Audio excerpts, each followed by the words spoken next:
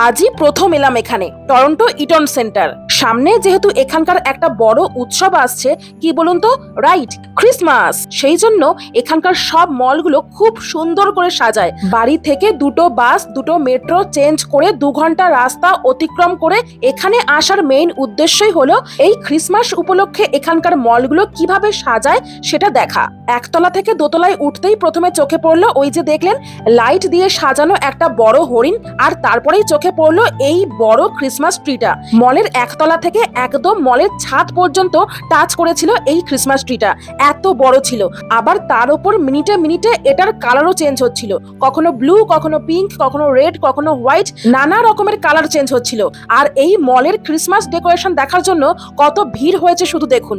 আর শুধু তাই নয়, এই ট্রিটার ওপর একটা খুব সুন্দর লাইট শো হচ্ছিল। নিচে দেওয়া ভিডিও লিংকে ক্লিক করলেই এই দিনের পুরো ভিডিওটাই দেখতে পাবেন।